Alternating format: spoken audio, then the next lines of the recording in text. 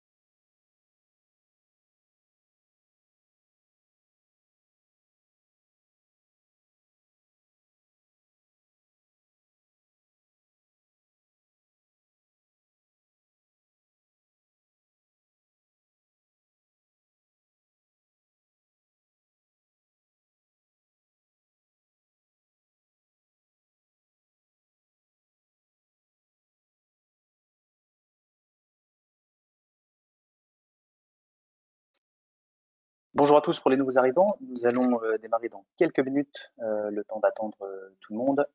Et je veux juste bien m'assurer que vous m'entendez tous. Est-ce que vous pourriez juste me mettre un petit mot dans le chat me mentionnant que vous m'entendez tous? Merci.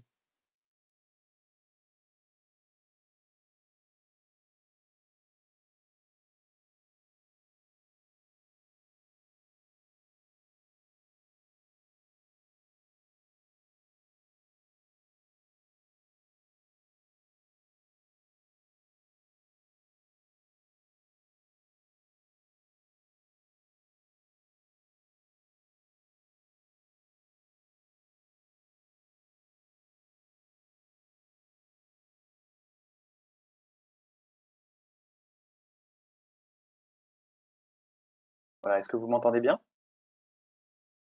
Parfait.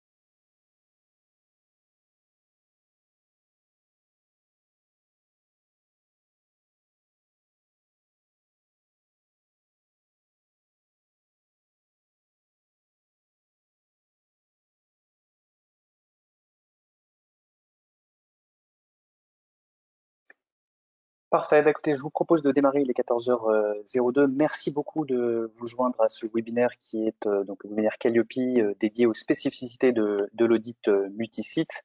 Et donc, nous allons envisager tous les critères d'éligibilité notamment, comment se préparer, je dirais, au multisite, et puis vous faire part de nos retours d'expérience sur nos différents accompagnements multisites. Alors, sans plus attendre, quelques petites règles du webinaire assez classiques. Voilà, n'hésitez pas à mettre votre ordinateur sur mute et n'hésitez pas à utiliser la fonction chat pour poser vos questions. Évidemment, lors de la session de questions-réponses, vous pouvez également liker entre guillemets les questions qui vous paraissent les plus pertinentes et donc ce qui nous permettra de mieux trier les différentes questions. Et vous pouvez évidemment poser vos questions dès que certaines vous viennent à l'esprit, et donc comme ça on pourra faire le tri au fur et à mesure. Euh, Concernant les intervenants, Myriana, je te laisse te présenter. Oui, donc bonjour.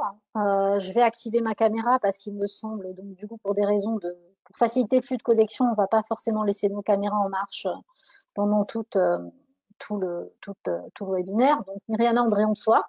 Je suis directrice des opérations, donc si on reste sur le pôle d'activité à Catras qui est en charge les audits et l'accompagnement des organismes et des centres de formation dans les démarches de qualité. Donc je suis en charge de coordonner les projets, former les consultants, les auditeurs et, et assurer aussi le développement de notre pôle, de ce pôle d'activité.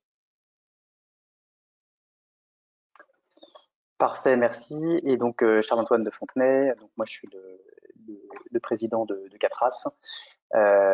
Voilà, et sans plus attendre, on va passer très rapidement, je dirais, une petite présentation succincte je dirais, notre société. Donc, Catras, on est vraiment, je dirais, un acteur de référence du conseil et de l'audit qualité, sécurité, environnement depuis plus de 10 ans, puisqu'on a été créé en 2007. On a une douzaine de salariés et on fonctionne effectivement également avec une trentaine de partenaires qui sont répartis sur tout le territoire, ce qui nous permet vraiment d'accompagner nos clients au plus proche, je dirais, de leur lieu géographique.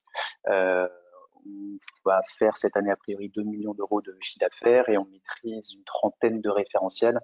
Voilà, l'objectif étant pas de s'apesantir, je dirais, sur ces nombreux référentiels. Voilà, sachez qu'en dehors de Calliope, on maîtrise voilà, un certain nombre d'autres référentiels sur la partie QSE. On accompagne un peu plus de 1500 structures globalement depuis la création de l'entreprise et on fait à peu près 2000 journées d'intervention par an. Donc, Catras est structuré autour de 4 pôles d'expertise. Le premier qui nous concerne et qui est le prépondérant, qui est celui de la formation professionnelle. On accompagne aussi de nombreuses TPE-PME dans l'obtention et le maintien de leur certification QSE. On est également, je dirais, voilà, sur la partie médico-sociale, puisqu'on fait de nombreuses évaluations externes pour le compte d'établissements médico-sociaux. Et enfin, un quatrième pôle d'expertise qui concerne vraiment les réseaux, les fédérations et les syndicats. Donc, on assiste, on aide et on conseille, je dirais, cette typologie de clients pour, voilà, parfois déployer des démarches qualité globalement sur les adhérents et puis les différentes personnes qui sont membres des différents réseaux.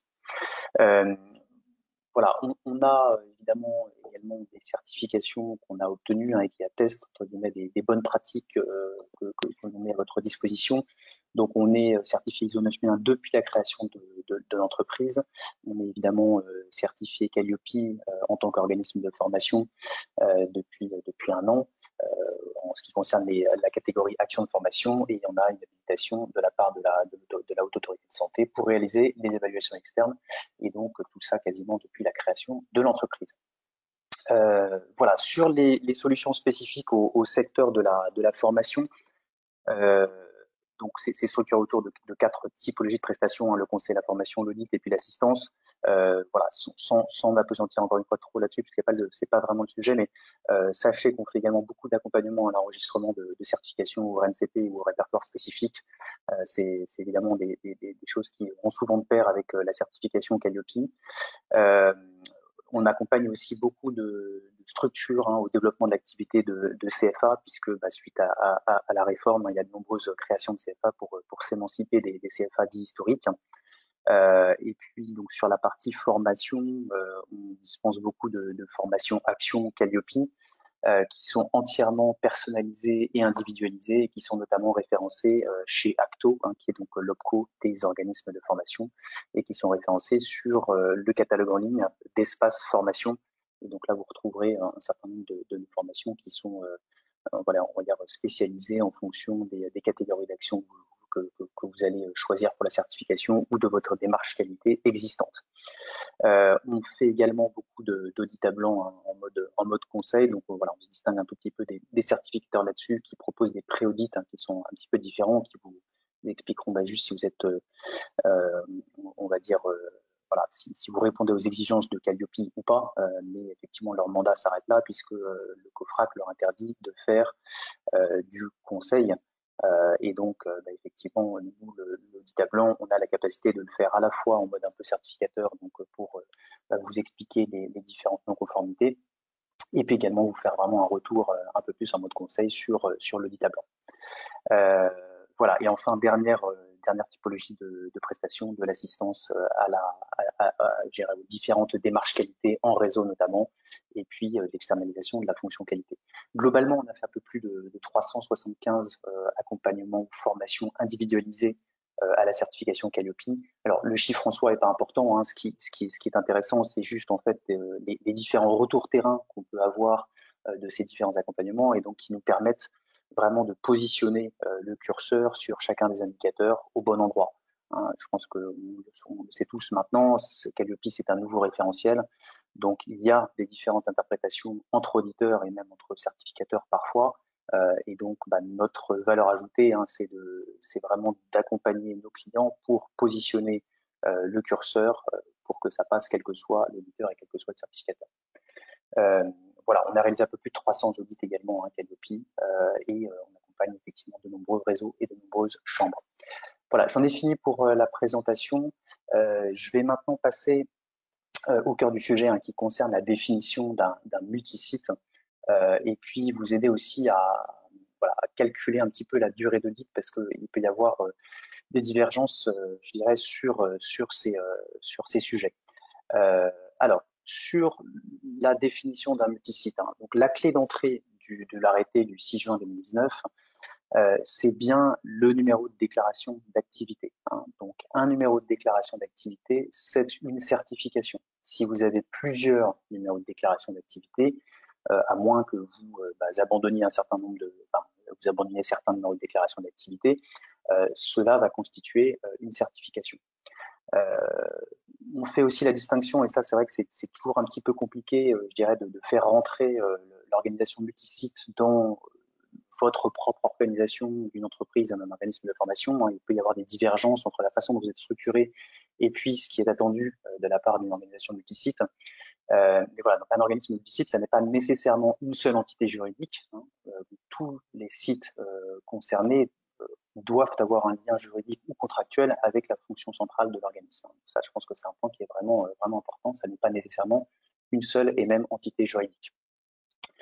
Un organisme de multisite est couvert également par un seul et même système qualité, hein, qui va comprendre deux choses bien distinctes. Une fonction centrale qui n'est pas nécessairement le siège, on va y revenir, et qui va régir plusieurs sites sur lesquels toute ou partie des activités entre dans le champ de la certification, qui entre dans le champ de la certification. Donc ça, c'est un point vraiment qui est très important, c'est-à-dire que quelles que soient les activités, qu'elles soient administratives, commerciales ou pédagogiques, ça peut constituer un site. C'est-à-dire que même si vous avez un site sur lequel vous allez avoir un commercial qui est dédié à l'activité de formation, ça va constituer un site au sens de l'arrêté du 6 juin 2019.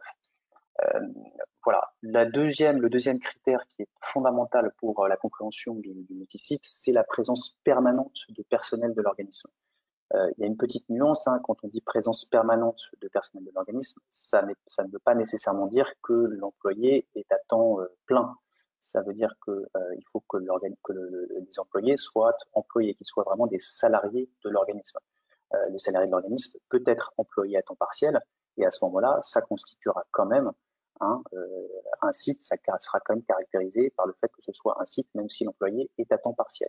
Donc voilà, retenez vraiment que la notion de site, elle est déterminée par la présence permanente de personnel de l'organisme.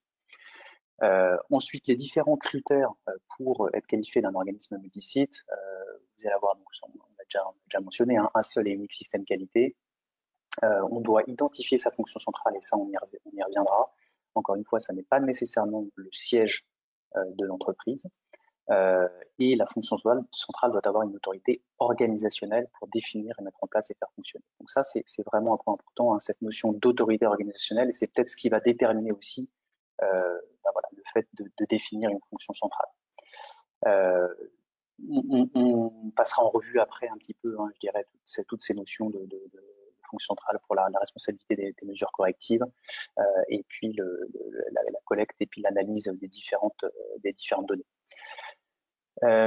Voilà, on a imaginé quelques petits cas pour bien déterminer, on va dire, ce qu'est un multisite aujourd'hui. Donc, on a beaucoup de clients qui sont par exemple des éditeurs de logiciels, hein, donc pour lequel la formation n'est pas nécessairement la principale activité.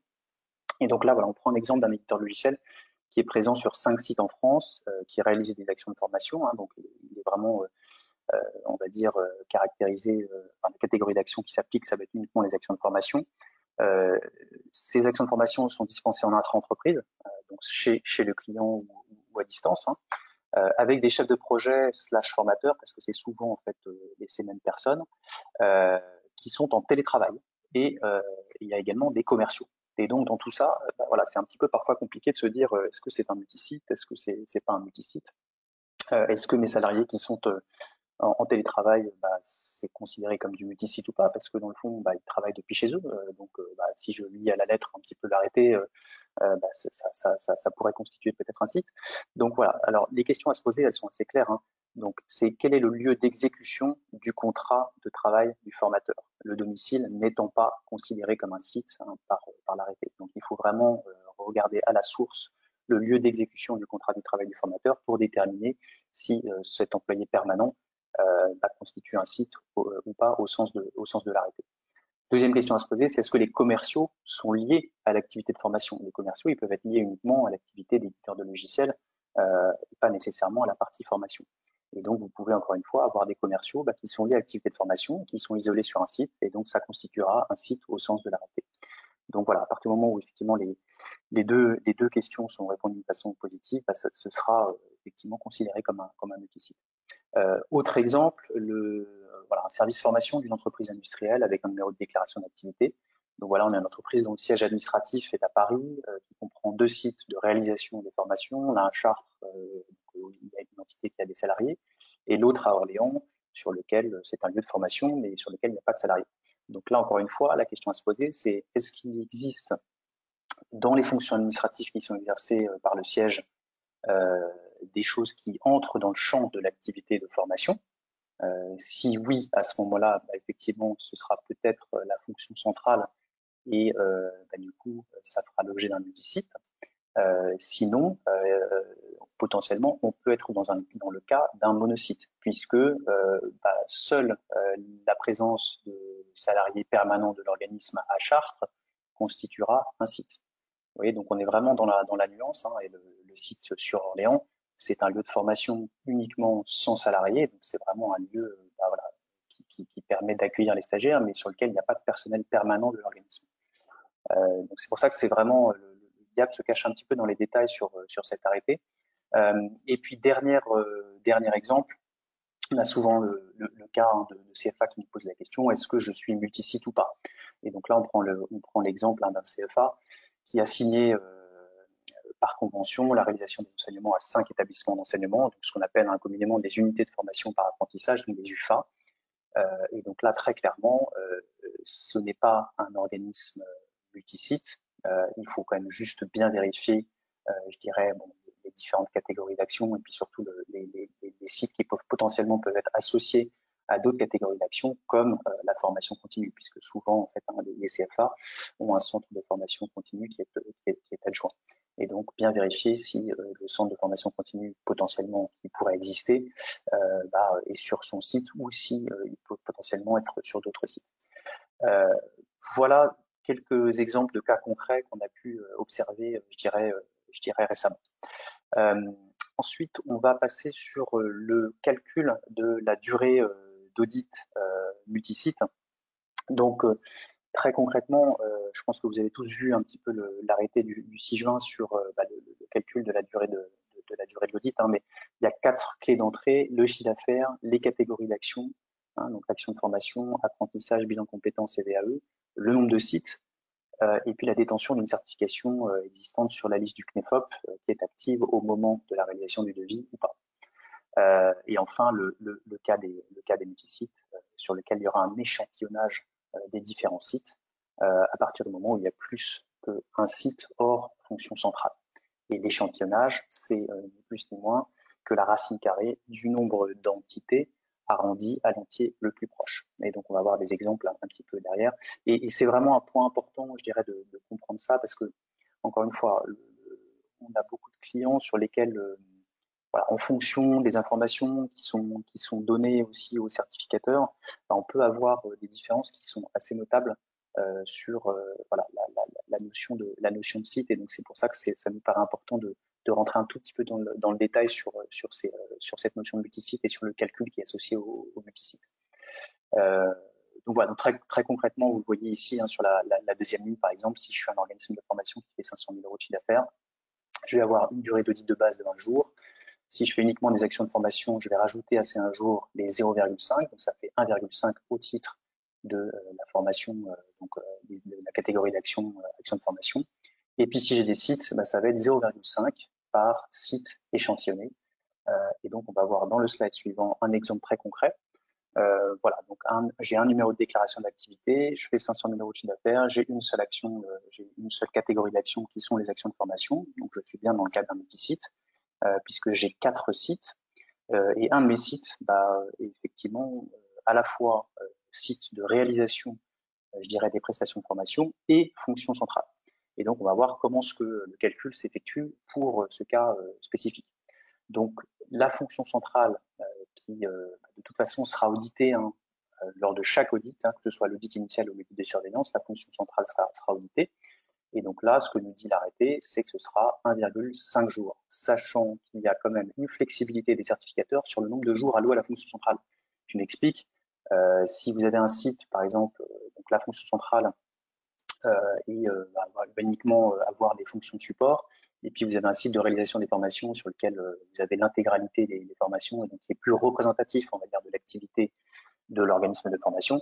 Il se peut que l'organisme certificateur vous dise, voilà, je vais passer un jour sur la fonction centrale, et puis au lieu de passer 0,5 jours comme prévu sur le site, je vais passer un jour entier. Voilà. Donc sachez qu'il y a quand même un peu de flexibilité sur le nombre de jours alloués à la fonction centrale.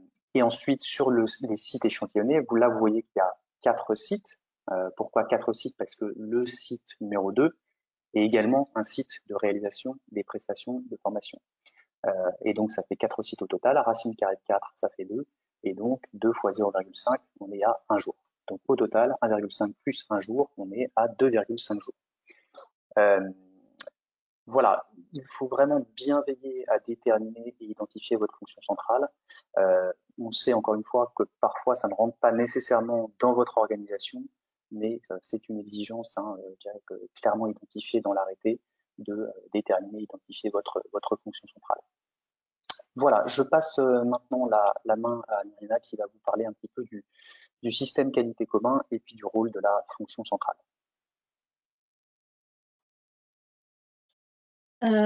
Merci Charles-Antoine.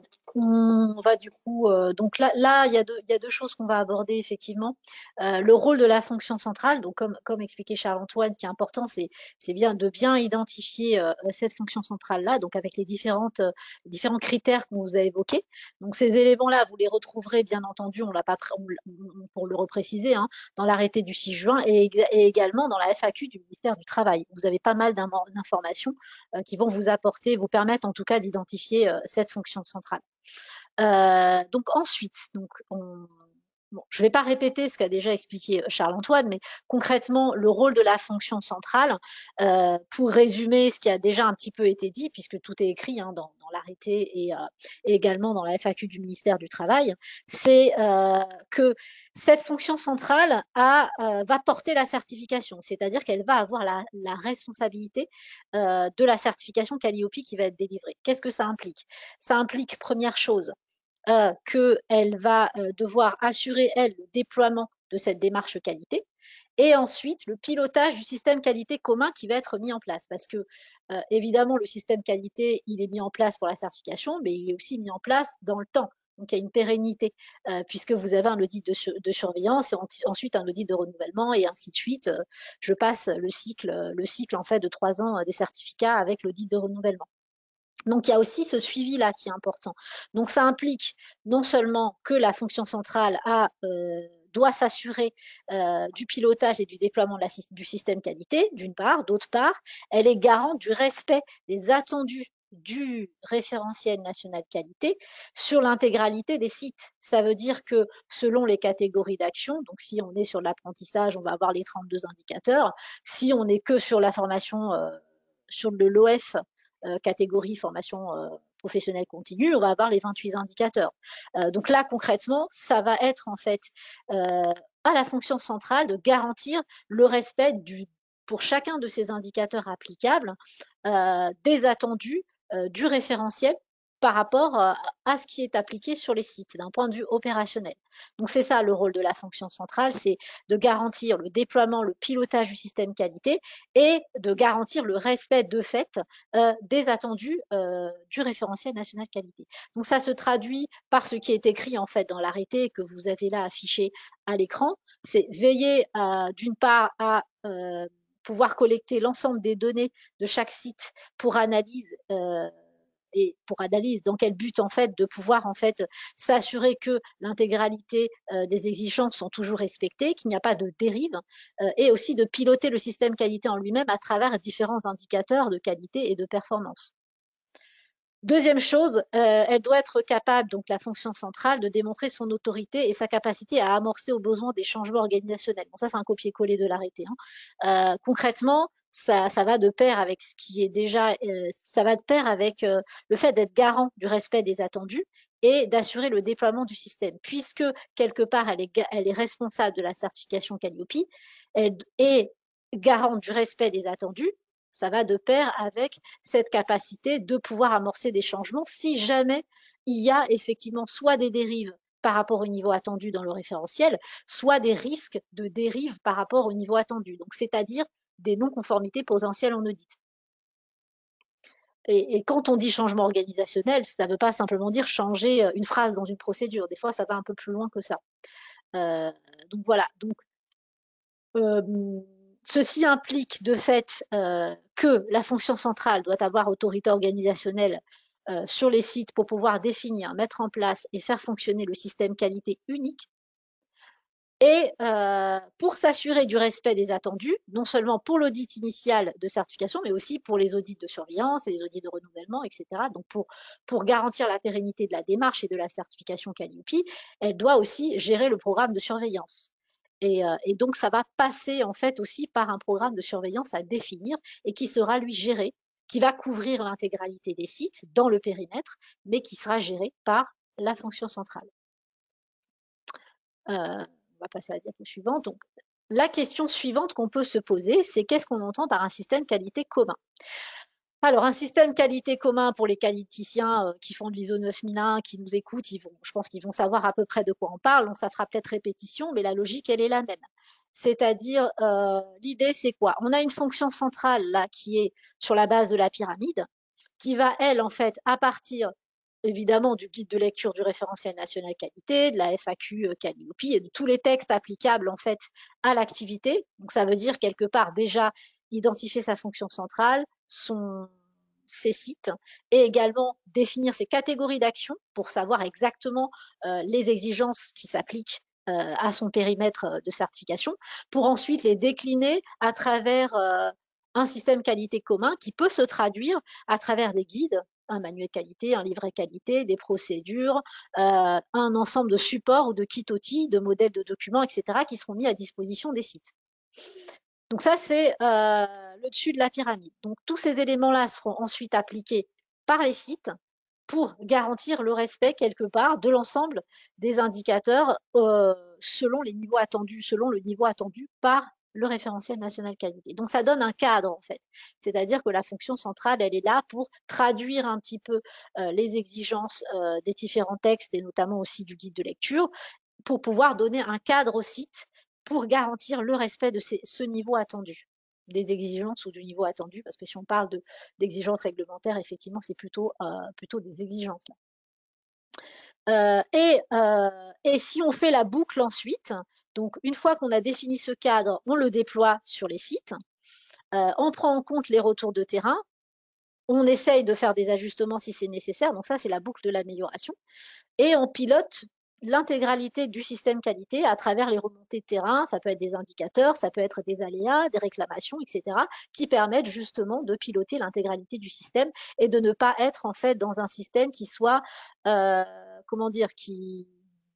plutôt je dirais d'être dans le système d'amélioration continue en étant en permanence en remise en question et en évaluation permanente de la performance et de l'efficacité de son système. Ça passe aussi bien évidemment par un système de veille, et là je recoupe avec les indicateurs de Calliope, qui peut être assuré en partie par la fonction centrale, mais également à travers les remontées des sites, pour garantir toujours encore et toujours le respect du système qualité par rapport aux attendus, pas seulement de Calliope, mais aussi des exigences réglementaires qui s'appliquent à vos activités de formation. Donc tout ça, comment ça se traduit concrètement?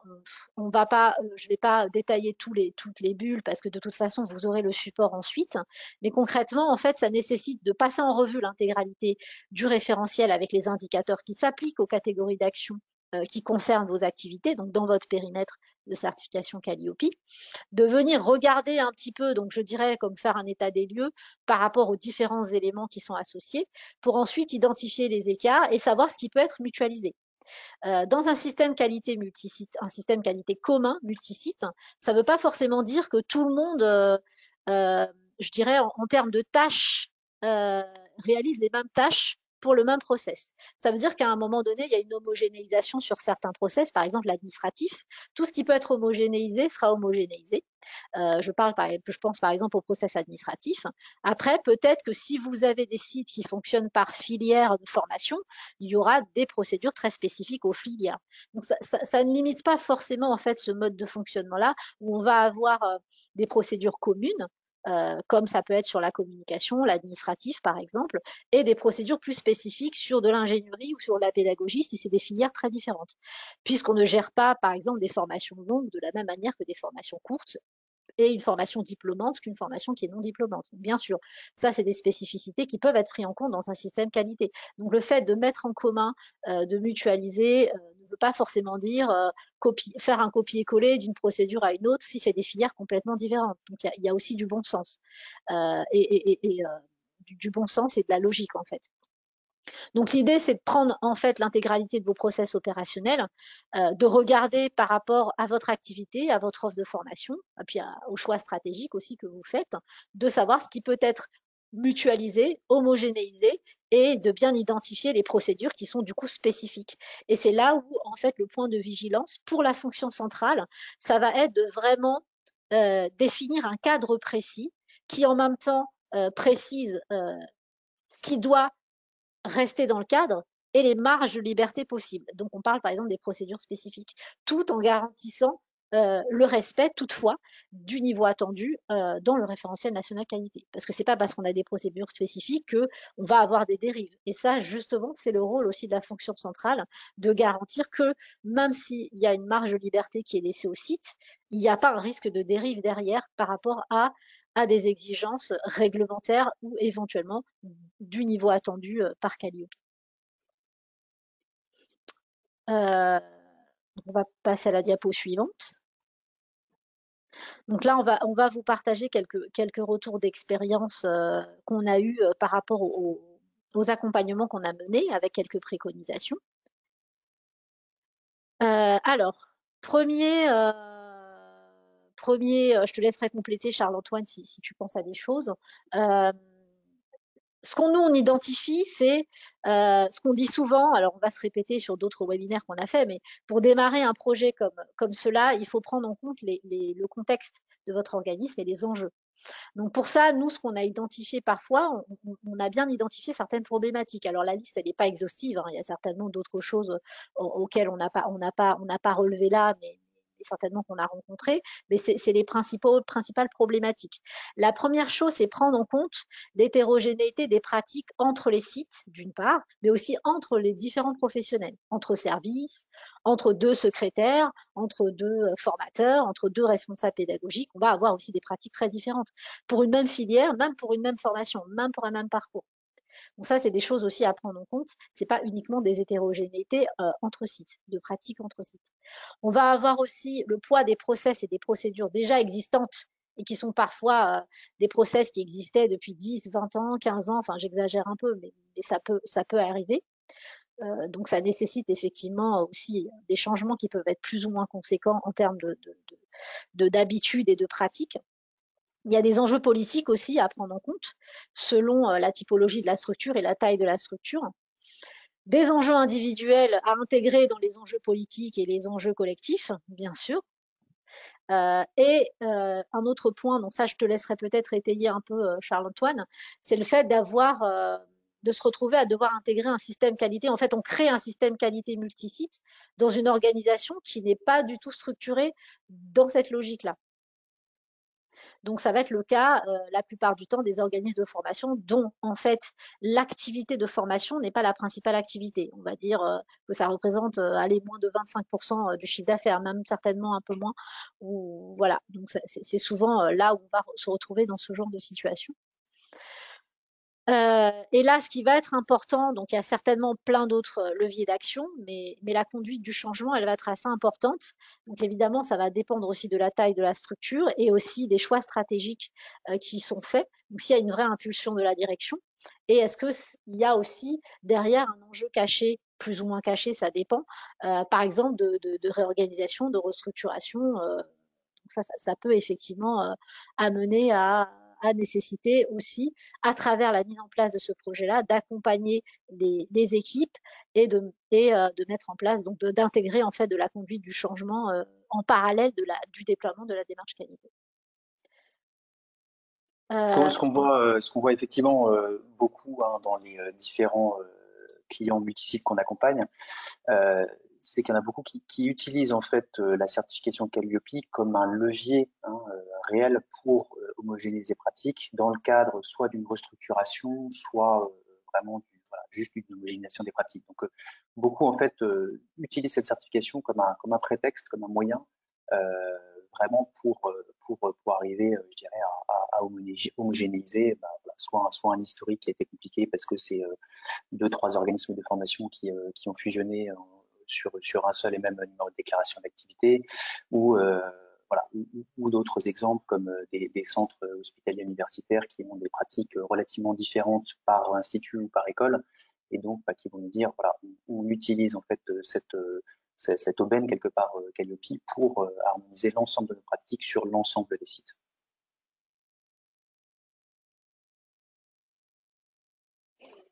Tout à fait.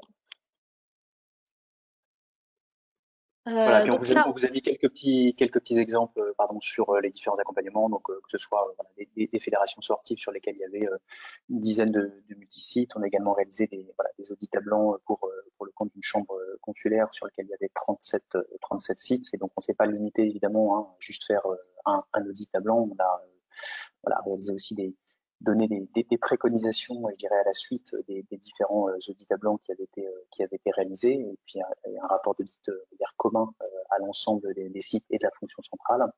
On accompagne également un gros constructeur automobile sur son organisme de formation interne qui a 13 multisites. Ouais. Donc c'est quelques exemples, je dirais, d'organisations multisites qu'on accompagne en ce moment ou qu'on a pu accompagner, sachant qu'on voilà, on accompagne une vingtaine de grosses structures multisites pour voilà, peut-être un peu plus d'une centaine de sites, je dirais, au global sur l'intégralité de ces multisites. ce qui ressort aussi concrètement de cette diapositive-là, à mon avis aussi, c'est que on voit que c'est quand même des entités avec une typologie. On a de l'associatif, on a du privé, on a du public, avec des enjeux très différents.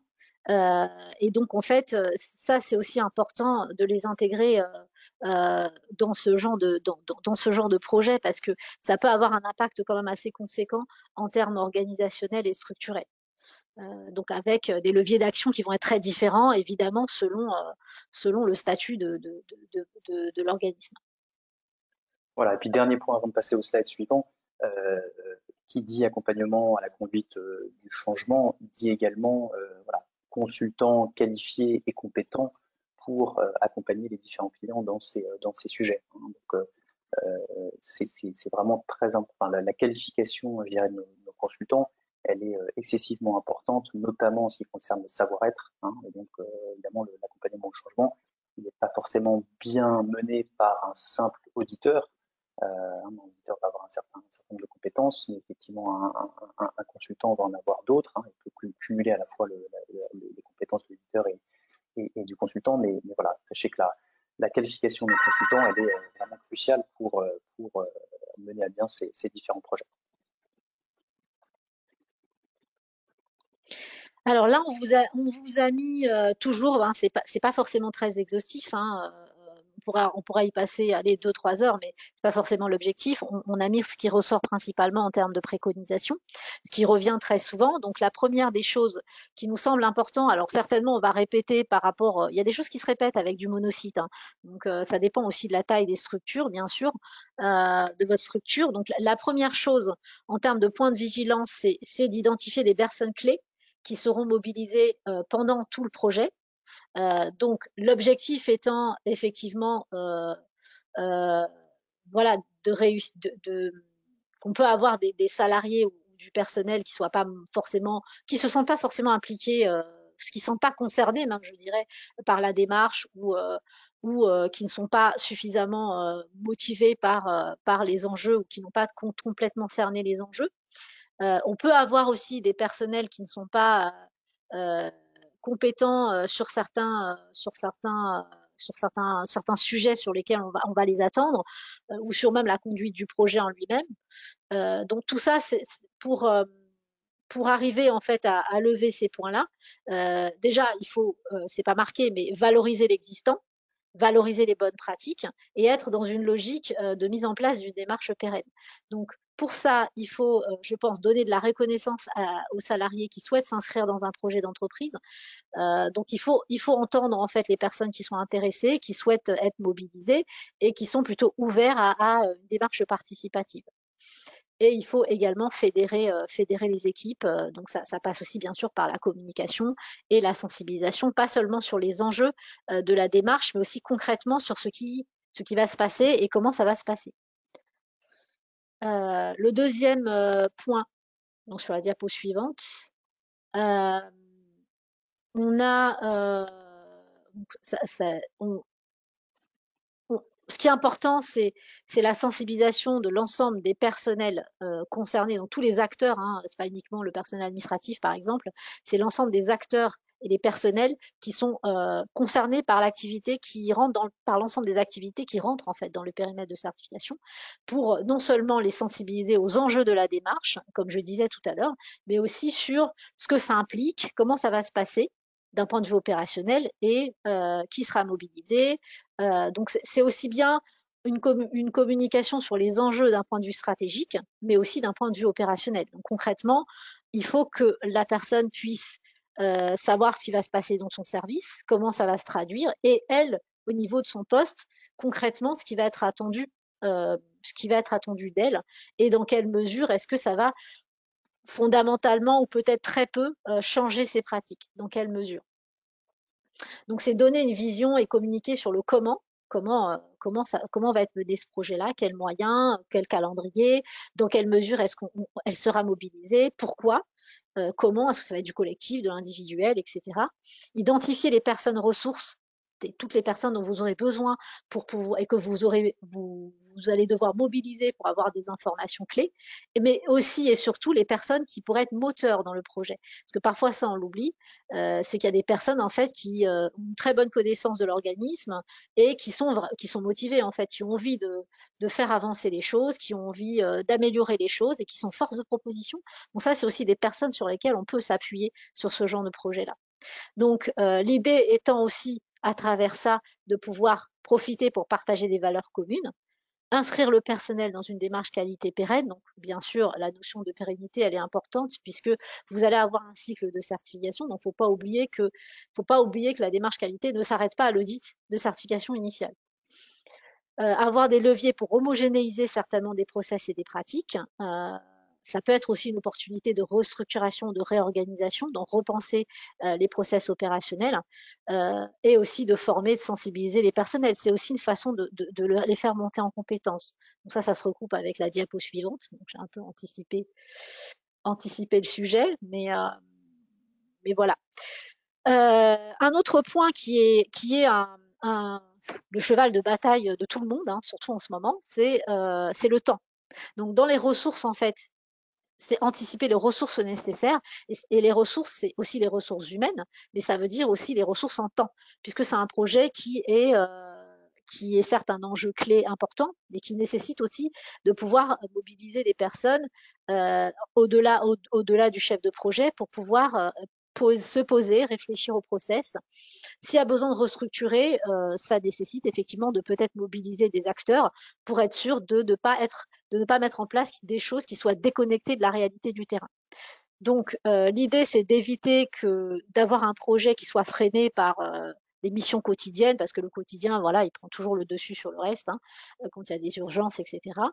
Et l'usure dans le temps, si vous avez un projet qui dure trop longtemps, ben, vous allez avoir aussi des personnes qui vont s'essouffler parce qu'elles auront l'impression que ça n'avance pas. Donc, ce qu'il faut, c'est identifier les actions à mener et les acteurs à mobiliser, prioriser les actions. Donc ça, c'est un peu répétitif hein, par rapport à d'autres webinaires qu'on a fait, mais la méthode, elle est la même. Hein. Organiser le projet, prioriser les actions, planifier, communiquer, faire un rétro-planning et définir des jalons.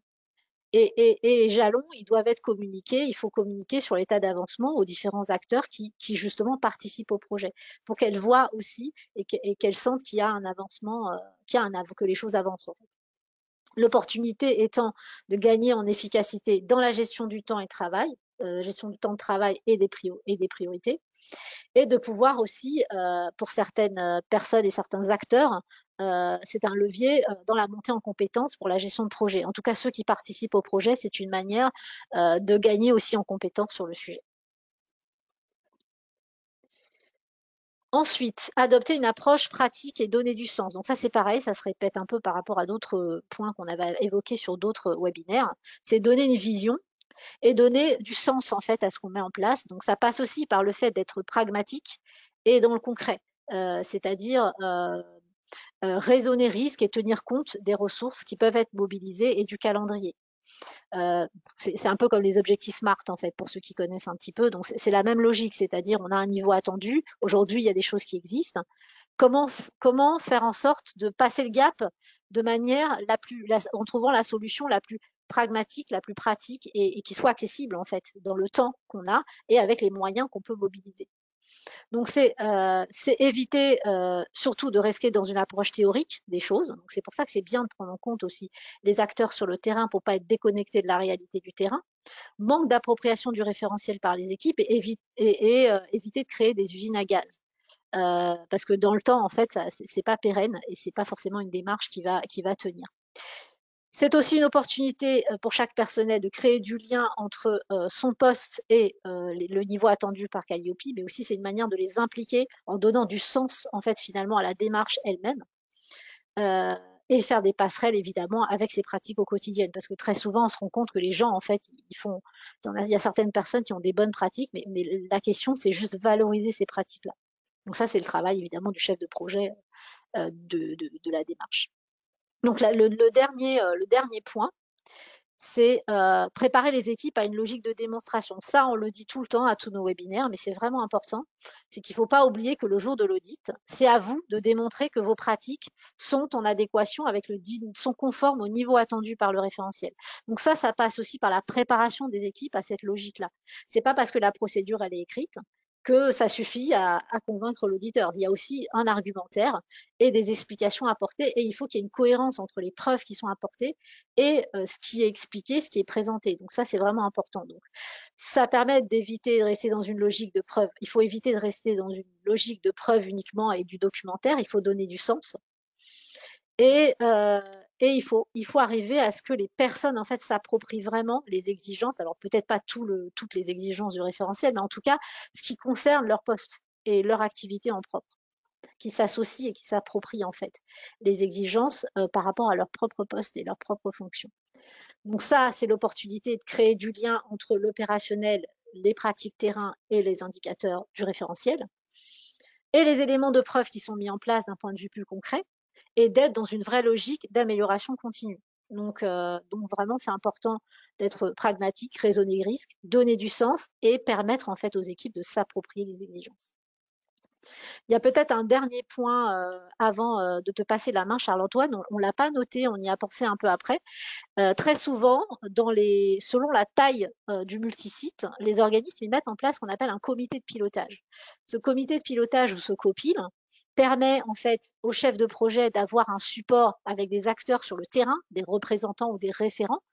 Et c'est ces référents-là, quelque part, ou ces relais, si vous voulez, qui vont faire le lien avec l'opérationnel sur le terrain, mais le copil sera là, lui, pour valider, enfin, s'assurer en fait que ce qui va être déployé est en cohérence avec les exigences du référentiel d'une part, mais surtout est applicable sur le terrain, prend en compte les réalités du terrain. Donc ça, c'est le rôle du copil qui fait le lien aussi quelque part, du coup, avec l'équipe de direction. Donc c'est très souvent, en fait, si on parle de râteau dans un organigramme, on va avoir un intermédiaire entre l'équipe de direction et l'opérationnel, c'est qui sera effectivement ce fameux copil ou comité de pilotage. Parfait, merci beaucoup Nariana. Voilà, je vais vous parler vraiment très succinctement, je dirais, de la méthodologie de déploiement d'un système qualité multisite pour quand même avoir le temps de répondre à vos différentes questions, donc de rester dans le périmètre prévu, à savoir celui d'une seule heure. Voilà, donc ça c'est le processus, on va dire d'accompagnement que on réalise avec nos clients. Maintenant, vous pouvez tout à fait, si vous avez les ressources en interne, décider d'appliquer effectivement cette même méthodologie.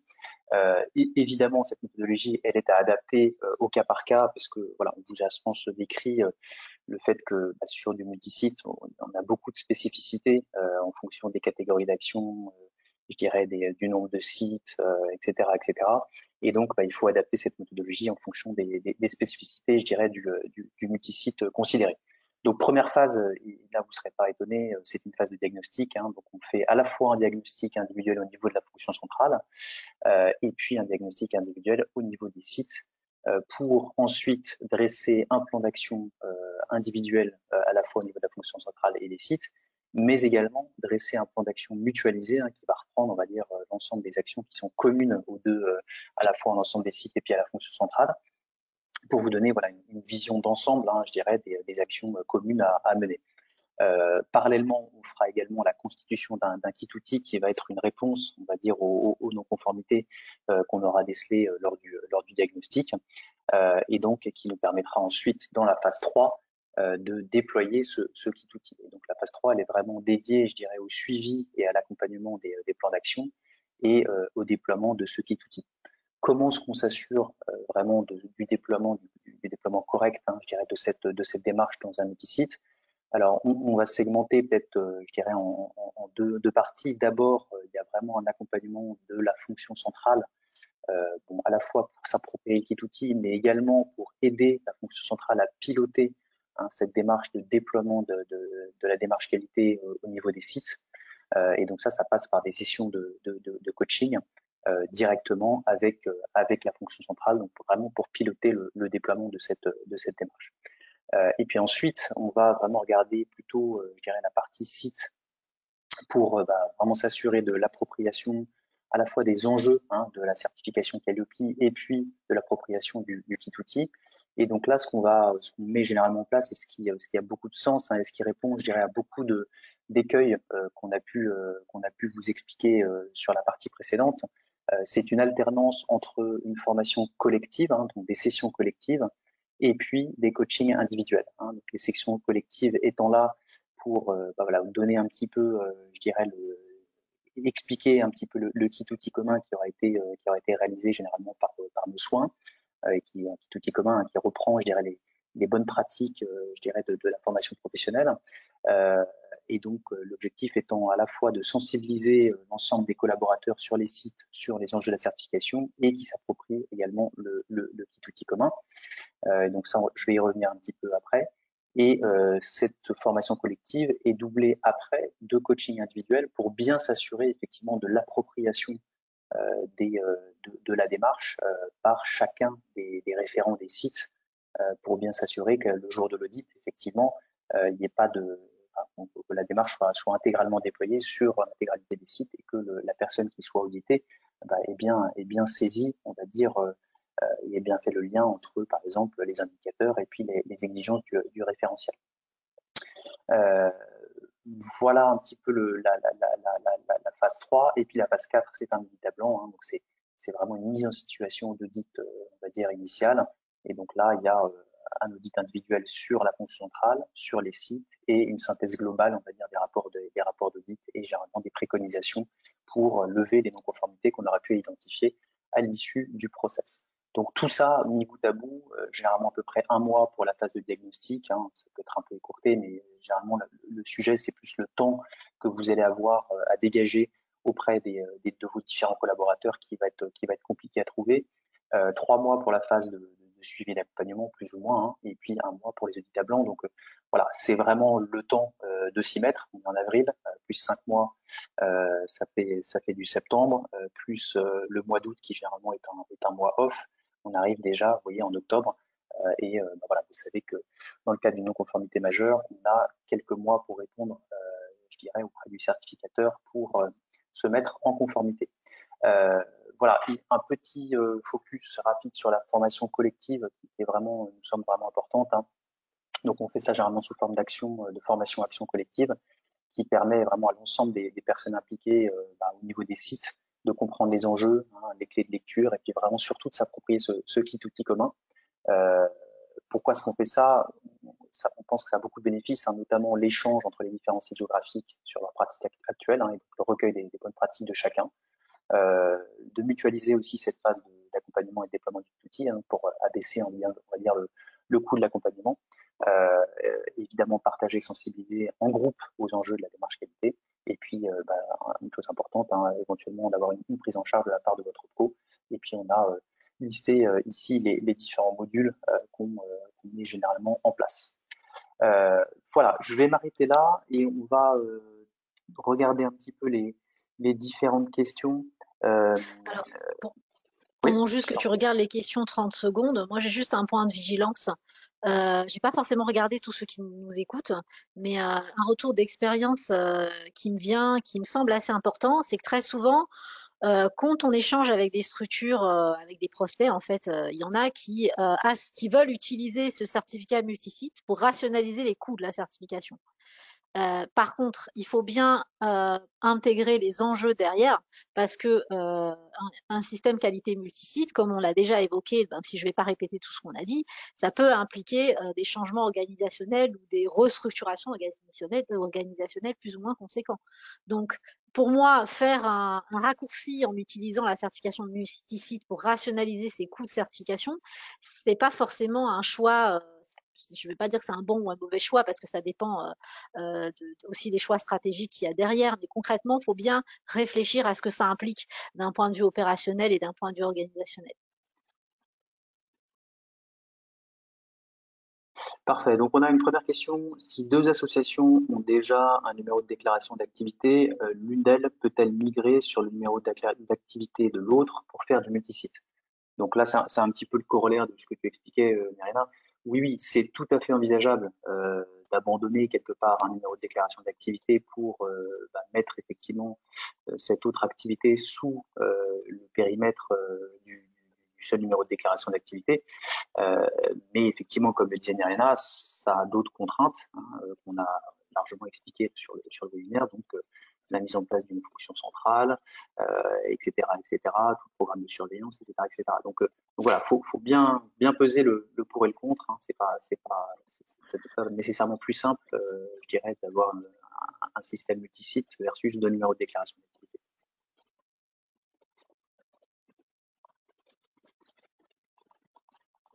Il y a beaucoup de personnes qui nous demandent effectivement si on peut recevoir le webinaire après le diaporama, enfin le diaporama après le webinaire, je vais y arriver, pardon. Oui, oui, tout à fait. On vous enverra une petite enquête de satisfaction et des réponses à l'enquête de satisfaction. On vous enverra le PowerPoint.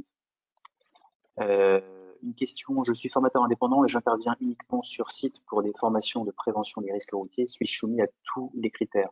Alors, si vous êtes formateur indépendant, a priori, c'est que vous avez qu'un seul site, donc vous êtes monosite, et donc vous n'êtes pas, voilà, vous n'êtes pas qualifié de multisite. Donc effectivement, il n'y a pas, voilà, on va dire, vous serez uniquement sujet aux indicateurs classiques, je dirais, dans le cadre d'un monosite. Mirna, je te laisse peut-être répondre sur la question suivante. Dans le cadre d'un organisme multisite, tous les indicateurs sont-ils audités sur chaque site? Alors, on va dire d'un point de vue théorique, oui. Par contre, là, je fais un raccourci quand je réponds comme ça, mais concrètement, ça dépend en fait des catégories d'actions sur lesquelles vous demandez votre certification Calliope. Et de fait, ça dépend concrètement, selon les sites, sur quelle catégorie d'action se positionnent les différents sites. Si vous avez des sites, il y a certains, je dis n'importe quoi, vous avez 4 sites, vous n'en avez que 2 qui font de l'OF et de la VAE. Bah, évidemment, l'auditeur, il auditera la VAE que sur ces 2 sites-là, pas sur le reste. Donc c'est quand je dis oui, c'est un raccourci, en réalité, ça dépend des catégories d'actions sur lesquelles votre périmètre, vous demandez la certification et les activités de chacun de vos sites. Donc ça, c'est demandé par le certificateur, bien entendu, en préparation, et par l'auditeur en préparation du plan d'audit. Et autre point, quand vous dites effectivement tous les indicateurs sont audités sur chaque site, on est bien d'accord, comme on l'a expliqué, que chaque site n'est pas audité lors de Oui, l'audit initial, hein. Il y a la un chose. échantillonnage des sites qui est pratiqué, on vous l'a expliqué, donc racine carrée du nombre de sites totaux. Donc si vous avez 4 sites, il y aura uniquement 2 sites qui seront échantillonnés lors de l'audit initial. Et généralement, voilà, les sites qui sont audités lors de l'audit initial ne seront pas réaudités lors de l'audit de surveillance. Enfin, c'est la libre appréciation du certificateur, mais voilà, généralement, il y a un changement, on va dire, des sites qui ont été audités lors de l'audit initial versus l'audit de surveillance.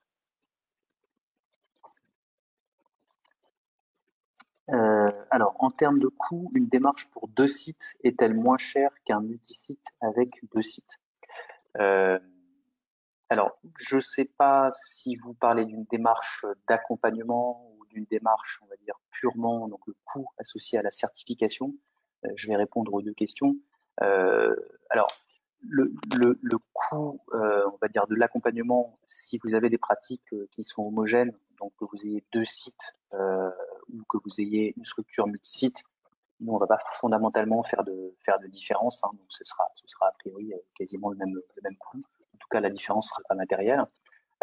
Maintenant, sur la différence, je dirais, de coût du point de vue d'un audit de certification, là, il faut reprendre la petite grille, en fait, hein. Donc, vous voyez, il y a quatre clés d'entrée. Mais a fortiori, si vous avez un échantillonnage du nombre de sites, ce sera plutôt à votre avantage d'avoir un monosite, mais d'avoir un multisite. Mais ça va se jouer à peu de choses, hein. Enfin, vous allez peut-être gagner en fonction du chiffre d'affaires, voilà, 0,5 à 1 jour en termes de coût sur le nombre de jours d'audit de certification. Alors, je me permets juste, il y en a certains, parce que je pense qu'on ne pourra pas répondre à toutes les questions, mais il y en a certains pour lesquels j'essaie de répondre de manière individuelle, mais je partage la réponse à tous les groupes, à tous les groupes, à tout le monde.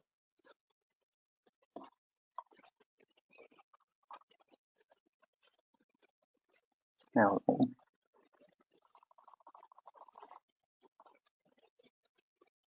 Alors, est-ce que la fonction centrale peut être une entité de la société basée à l'étranger?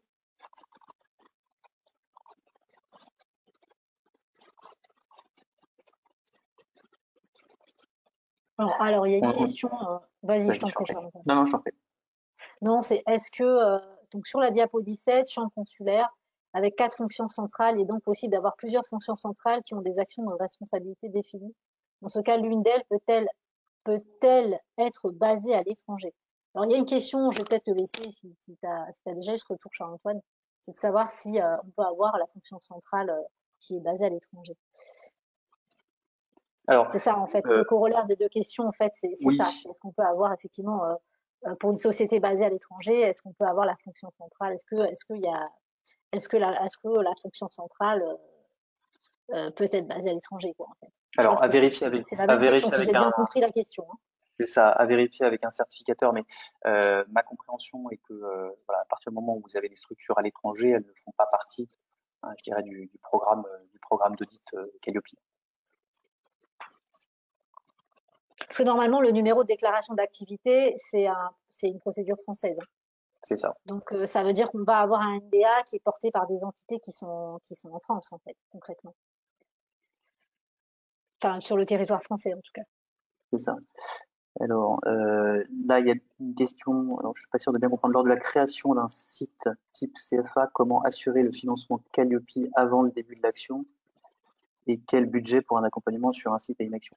Alors, si je comprends bien la question, ça a peut-être à faire avec le nouvel entrant. C'est de la création d'un CFA, comment est-ce qu'on démontre à l'auditeur quelque part qu'on a mis en place un certain nombre de process et de procédures qui nous permettent de nous mettre en conformité avec le référentiel sans avoir dispensé de formation. Je pense que c'est peut-être ça le sens de la question. Donc là, Nirena, je te laisse également compléter ce que j'ai expliqué, mais effectivement, voilà, il y a cette option entre guillemets du nouvel entrant qui vous permet de démontrer, je dirais, document à l'appui, que vous avez mis en place un certain nombre de process et de procédures que vous allez appliquer dès que effectivement la formation aura lieu.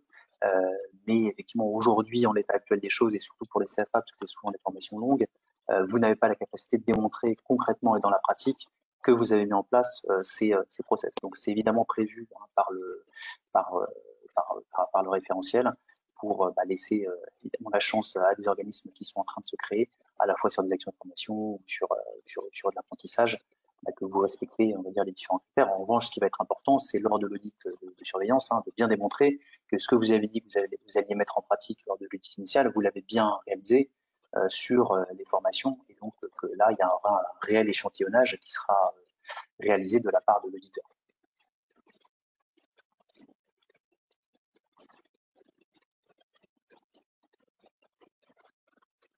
Alors, il y a beaucoup de questions. Mirena, je ne sais pas si pendant que je parlais, tu as eu le temps d'en regarder d'autres. Non, il y a des questions en fait auxquelles on a déjà répondu. Euh, Alors, un centre de formation continue souhaite travailler avec un CFA hors les murs qui porte la certification de l'activité apprentissage, le centre de formation ou le CFA. Alors, le, le, là, c'est ce qu'on expliquait au début, c'est-à-dire que ce que je comprends, c'est que le centre de formation serait un UFA, puisqu'il y aurait une signature d'une convention avec ce CFA. Donc, le centre de formation serait analysé, en tout cas du point de vue du référentiel, comme un prestataire, et donc c'est bien le CFA qui va porter la certification sur les actions d'apprentissage. En revanche, le centre de formation continue, lui, va porter la certification, a priori, sur uniquement les actions de formation. Et donc, je précise, quand vous êtes un CFA hors les murs, les différents sites, UFA ne sont pas audités, puisqu'on n'est pas dans le cadre d'un programme multisite. Donc, les différents UFA ne sont pas audités par l'éditeur.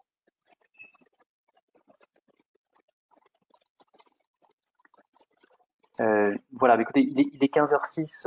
Je vous propose qu'on arrête là pour bien respecter les différents timings.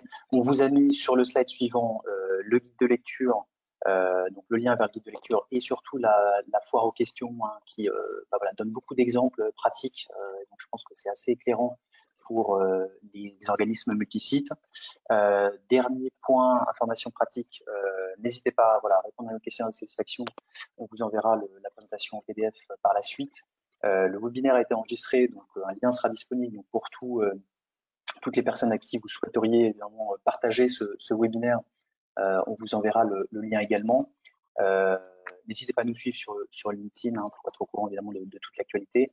On rédige également une newsletter qui synthétise toute l'actualité à la fois pour les organismes de formation et puis les CFA.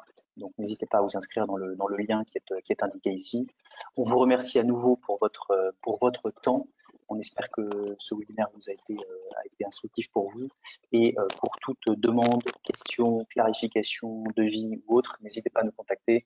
Vous avez nos coordonnées qui s'affichent sur ce dernier slide. Merci à tous et à très bientôt.